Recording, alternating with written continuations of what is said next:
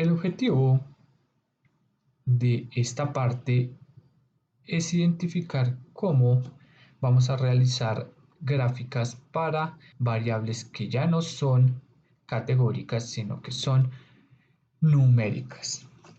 En este ejemplo que tengo el día de hoy, tengo una serie de datos numéricos que tienen que ver con temperatura y humedad en la ciudad de Bogotá. Con dichos datos quiero tratar de explicar cómo realizar los distintos gráficos que son de utilidad para analizar variables numéricas utilizando Excel. Entonces tenemos nuestro conjunto de datos, que es este de acá. En este caso yo tengo 101 datos que tienen que ver sobre temperatura y humedad. Voy a trabajar inicialmente con la temperatura para explicar cómo se realizan histogramas y ojivas para variables numéricas. Entonces, como ya expliqué en un video pasado, lo primero que nosotros necesitamos hacer es realizar una tabla de frecuencias relativas y de frecuencias acumuladas para realizar este proceso. Entonces, todo este proceso lo voy a hacer en una página aparte. Entonces, en la hoja 1, pues simplemente voy a dejar mis datos quietos, y para tener un poquito más de orden, voy a realizar este proceso en la hoja 2. Entonces, en esta hoja 2, simplemente lo que voy a hacer es, como siempre, insertar una tabla dinámica. El rango de datos, pues yo ya sé que son 101 datos que van de la hoja 1, signo de exclamación hacia abajo, de B0, de B1 hasta B102, porque voy a trabajar exclusivamente con la información que tengo sobre temperatura. ¿Listo? Entonces le voy a decir que me incluya la tabla exactamente en la hoja 2, en la celda B1. Y le damos a aceptar. De nuevo, yo quiero entonces mostrar mi tabla de forma clásica. Entonces le decimos a que lo haga de forma clásica, y luego procedo a generar o a hacer mi tabla de frecuencia para la temperatura. Entonces arrastro la columna de temperatura a las filas, luego voy a las filas, le doy clic derecho y las voy a agrupar. En este caso yo quiero un ancho de subintervalos de valor 3,01. Digamos que quiero un ancho de 3, pero para que Excel no me solape, ¿sí? Digamos, para que no haya diferencia entre lo que cuenta utilizando un método y cuenta utilizando otro método coincidan, ¿sí? Porque puede pasar que cuando hago mi tabla dinámica, Excel agrupe de una forma, dado el algoritmo de la tabla dinámica, y cuando yo quiero hacer un histograma puede que agrupe de otra utilizando el mismo ancho de intervalo. Entonces simplemente voy a coger y voy a añadir un 1 de acuerdo al número de cifras decimales que tenía anteriormente. Anteriormente tenía una cifra decimal, entonces dejo una cifra decimal, y por fuera de esa cifra decimal una segunda que va a ser de 1 para evitar que, o bueno, para asegurarme que siempre Excel cuente de la misma forma, ya sea utilizando una tabla dinámica o ya sea haciendo un histograma o lo que sea. ¿Listo? Entonces simplemente le damos a aceptar, y acá en este caso miren que ya me generó mis grupitos. ¿Listo? Entonces ahora sí, vamos a contar. Entonces simplemente arrastramos y ya tenemos entonces mi tabla de frecuencia generada en Excel de forma rápida y sencilla. Ahora, como les mencionaba, pues también quiero generar mi tabla de frecuencia relativa. Entonces arrastramos de nuevo temperatura. Vamos a esa segunda columna que se acabó de generar y le damos mostrar valores como, y entonces le damos porcentaje del total general. Listo, y ahí me muestra la frecuencia relativa. De nuevo, cogemos temperatura en mi tabla y vamos a arrastrar para que se genere una tercera columna, que vendría siendo esta, y en esta tercera columna la idea es hacer la frecuencia relativa acumulada. Entonces, esa frecuencia relativa acumulada, le damos clic derecho, mostrar valores como, y le damos porcentaje del total n. Y listo. Entonces, recuerden que frecuencia relativa acumulada simplemente va sumando. Entonces empieza con este primer valor, que es obviamente este primero que aparece acá. Este 37.62 es la suma de 20.79 más 16.83. Este 53.47 es la suma de 15.84 más 20.79 más 16.83 y así sucesivamente, que ya se explicó en un video pasado. Pero aquí, entonces, observen que puedo obtener mi tabla de frecuencia relativa y mi tabla de frecuencia relativa acumulada de forma muy rápida en Excel. Ahora sí, entonces, el primer tipo de gráfica que nosotros vamos a generar es el histograma. Entonces, el histograma viene siendo la misma versión que un gráfico de barras para variables categóricas, solo que para variables numéricas. Obviamente que hay una diferencia grande que yo he recalcado varias veces en videos anteriores y en la cual hago mucha énfasis en que esta tabla de frecuencia que acabamos de obtener, miren que depende mucho del número de categorías o de subcategorías o de subintervalos que yo quiero construir. Depende mucho del ancho del subintervalo. Entonces, si yo cambio cualquiera de esos datos, va a cambiar la tabla de frecuencia y por lo tanto, de esta tabla de frecuencia voy a obtener un histograma distinto. Entonces hay diferencia. Si un gráfico de barras para variables categóricas se va a mantener a lo largo del tiempo, no va a haber ninguna forma de modificarlo. Pero un histograma, ¿sí? Que también va a ser un gráfico de barras, pero depende de la tabla de frecuencia, sí puede cambiar. ¿Por qué? Porque si ustedes cambian el ancho de intervalo, si ustedes cambian el número de subintervalos o de categorías que van a utilizar, cualquiera de esos datos pues va a modificar la tabla de frecuencia y por lo tanto también va a modificar el histograma. Entonces vamos a hacer un histograma que se ajustará obviamente a esta tabla de frecuencia. Recuerden que para esta tabla de frecuencia nosotros elegimos un ancho de 3,01. Entonces justamente ese mismo dato lo utilizaré para hacer un histograma. Entonces vamos a insertar gráfico de estadística, extendemos y vamos acá a histograma. Entonces le damos histograma. Primero lo voy a ubicar por acá. Y ahora voy a seleccionar los datos. Entonces voy a seleccionar datos. Y acá selecciono dónde están mis datos. Entonces recuerden que mis datos están en la hoja 1, exclamación hacia abajo, y están de la columna B2 a la columna B102. Ahí están mis datos. ¿Listo? Entonces les voy a dar Enter. ¿Listo? Aquí Excel, por defecto, digamos que tiene, digamos, un algoritmo interno que por defecto elige el ancho de los intervalos. Mire que aquí va de 5.1 a 8.5, que obviamente es mayor a 3, no es de 3.4. Y nuestra tabla de frecuencia lo hace 3,01. Entonces esa parte la vamos a modificar. Entonces le damos acá justamente sobre el eje horizontal. Le damos dar formato al eje. Y acá le damos ancho del rango. ¿Sí ven? Estaba en 3.4. Yo lo voy a colocar exactamente igual que en el que yo utilicé en mi tabla de frecuencia, que es 3,01. Y listo. 3,01. Listo, ahora sí.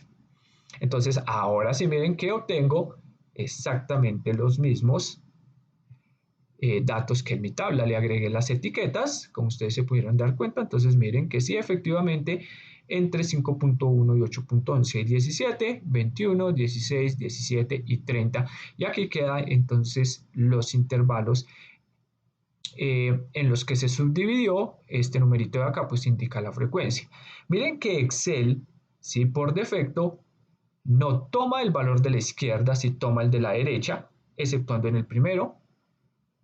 ¿Listo? Pero el resto sigue esa regla. No toma el valor de la izquierda y si toma el valor de la derecha. ¿Sí? Aquí, cuando hace este tipo de tabla, considera también el valor de la derecha. Entonces, a veces, si ustedes no tienen en cuenta correctamente esos algoritmos internos de Excel, pues puede que la tabla de frecuencia y la tabla y el histograma no coincidan en esas frecuencias por justamente lo que les acabo de mencionar, el algoritmo que utiliza Excel para hacer esa tabla. El algoritmo es distinto en este método de agrupamiento que yo hago para realizar la tabla de frecuencia y este método de agrupamiento que se hace cuando yo hago el histograma. Entonces ya obtuve un histograma a partir de los datos anteriores. Entonces miren que este histograma corresponde a esta tabla de frecuencia. Bien, miren que elegí exactamente el mismo ancho de rango o el mismo ancho en los intervalos. Si yo cambio ese ancho, que está en 3.1 por ejemplo, y lo cambio a 2, eso va a aumentar el número de subintervalos o de subcategorías.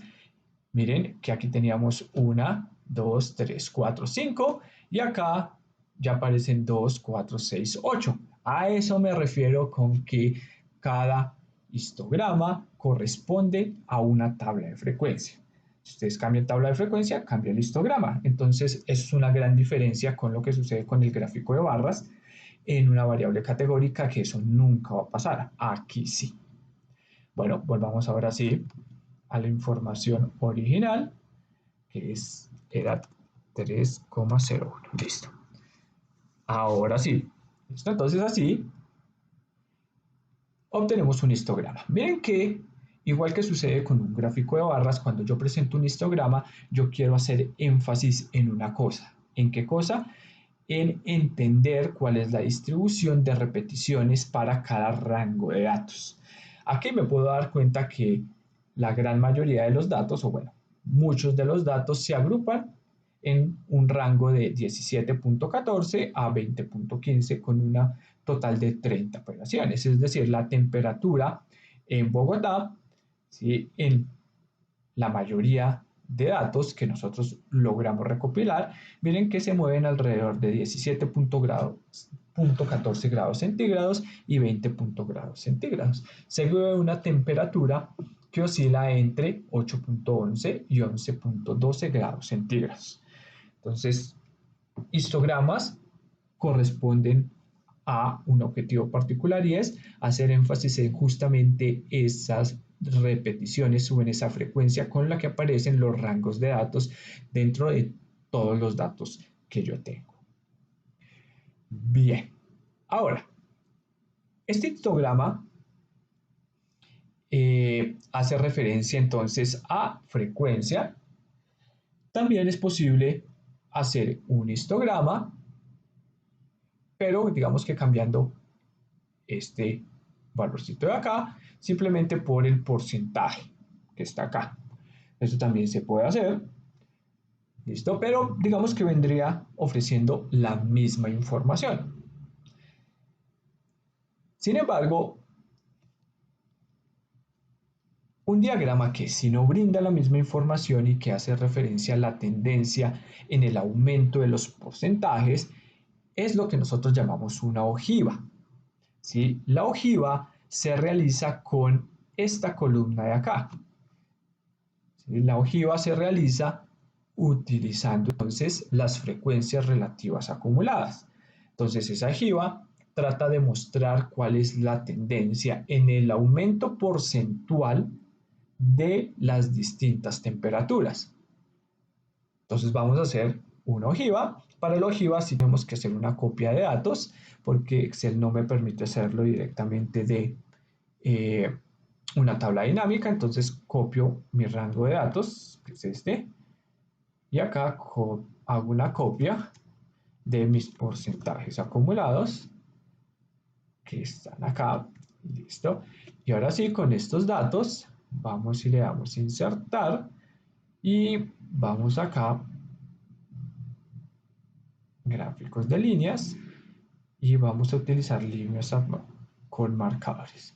Listo, y ahí me aparece entonces mi ojiva. Entonces miren que una ojiva pues simplemente ojiva corresponde a eh, los datos, qué pena, para que me queden etiquetados. Voy a rehacerlo porque no me quitaron etiqueta. Entonces selecciono de nuevo todos los datos, le doy a insertar, venimos acá, de línea, apilada con marcadores y le doy de línea con marcadores. Listo, ahora sí. Listo, selecciono ambos datos, ambas columnas para que así en el eje horizontal me salgan etiquetadas. Entonces miren que este puntico de acá pues simplemente representa este porcentaje de 16.83, este puntico de acá representa este 37.62, este de acá un 53.47 y así sucesivamente. Entonces la idea acá es que entre más inclinada hacia, o bueno, mientras esta recta, este segmento esté más inclinado, pues se supone que hay un aumento porcentual muchísimo más marcado. Y eso es lo que nosotros queremos ver en este tipo de gráficos. Entonces miren que en este caso la recta, o bueno, la gráfica, disculpen, que en este caso como les decía es una ojiva. Esta ojiva, miren que tiene un comportamiento bastante estable, en realidad se parece bastante a una recta, entonces eso me hace pensar que el aumento porcentual de un rango respecto al otro, pues no está muy marcado, exceptuando este último como que sí es obviamente bastante elevado, es muchísimo mayor que en los otros casos, entonces acá yo puedo detectar que para este último rango, que es de 17.40 a 20.15, hay muchísima más frecuencia que respecto a los otros. Entonces, miren que esta gráfica en porcentajes relativos acumulados, pues muestra una tendencia respecto al tamaño relativo de la población. ¿Sí? A veces no es lo mismo tener que en una población de 1 millón, ¿sí? Hay un cambio de frecuencia de 100 observaciones, ¿sí? A un cambio de frecuencia de 6 observaciones en una población de 10 millones. ¿Sí? Relativamente, ¿sí? El cambio no es tan marcado en el segundo respecto al primero. Entonces, este tipo de gráfica lo que trata de hacer es simplemente establecer un estándar para ver qué tan marcado de verdad es el cambio. Eso es lo que trata de hacer. ¿Listo? Entonces, esto sí marca o me permite ver cambios de tendencia marcados. Ese es el objetivo de un gráfico de ojiva. Obviamente, digamos, podemos hacer también versiones de gráficos de tarta para este tipo eh, de tablas de frecuencia, ¿sí? Pero no podemos hacer por ningún motivo un gráfico de Pareto, ¿sí? Porque Pareto organiza la información de la mayor a la menor observación. Aquí, como estamos tomando rangos de datos, eso no va a ser posible y no va a ser recomendable tampoco. Queremos linealidad en los distintos rangos que nosotros hemos tomado. Entonces, sí, también es posible hacer versiones de gráficas de tarta, ¿sí? También es posible hacer versiones como acabamos de ver de gráficas de barras, pero lo que no es recomendable es hacer versiones de gráficas de Pareto porque las Recuerden que la gráfica de Pareto ordena de mayor a menor las observaciones. Entonces, en realidad, estos dos gráficos son los más importantes cuando nosotros queremos estudiar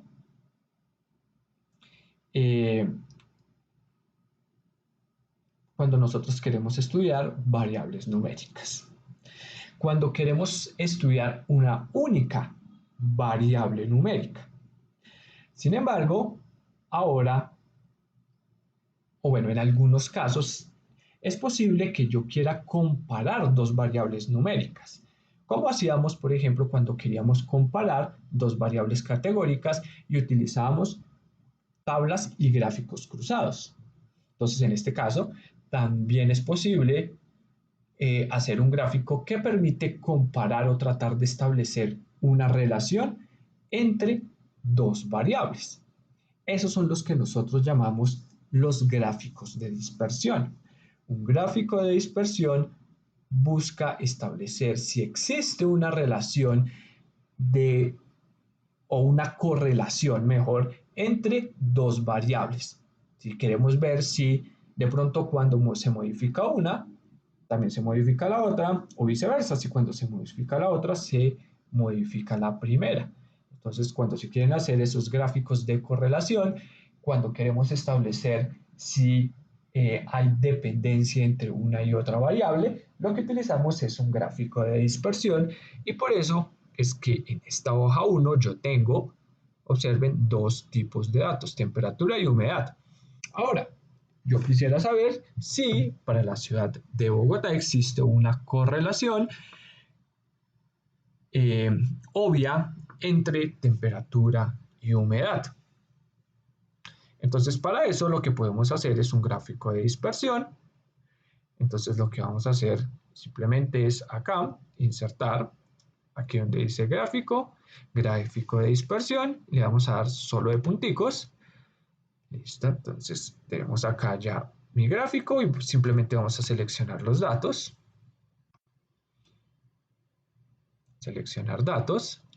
Y acá pues simplemente le digo que en la hoja 1 y nuestros datos están de la B2 a la C102, que es donde están los datos que tienen que ver tanto con temperatura como con humedad, y le damos a aceptar. Y ahí aparece mi gráfico de dispersión. Entonces, de dispersión. Este gráfico de dispersión lo único que hace simplemente es agrupar la información. Entonces, por ejemplo, digamos que este primer puntico, si ustedes le vienen acá, aquí está, ahí me sale que es el punto 5.183.6. Entonces, ¿cómo se obtiene ese dato? Entonces, simplemente significa que aquí hay un dato que es 5.1 y 86.43. Tenemos que buscarlo, pero tiene que estar por ahí. Entonces, vamos a buscar para que me crean 5,1. Aquí está 83.6. Ahí está. Ese 5.1, 83.6 es justamente este dato de acá. ¿Listo? Es decir, un gráfico de dispersión lo que trata de hacer es considerar estos dos datos como si fueran un par ordenado. Entonces, como un par, simplemente 7.5, 76.2, 12.2, 69.9 y lo que va haciendo es graficándome cada uno de esos puntos acá. La idea con un gráfico de dispersión es que nosotros viendo los puntos podamos identificar si de pronto existe una relación lineal, es decir, si a través de los puntos yo los puedo unir aproximadamente con una recta o si la relación es cuadrática o si la relación es exponencial. Aquí aparentemente pues no podemos notar ningún tipo de relación entre temperatura y humedad, pero digamos que existen métodos estadísticos propiamente establecidos que me van a permitir hacer ese tipo de observaciones. Sin embargo, aquí lastimosamente no hay una observación obvia. Entonces, digamos que por ahora simplemente podemos decir que aparentemente no existe una correlación entre la temperatura y la humedad.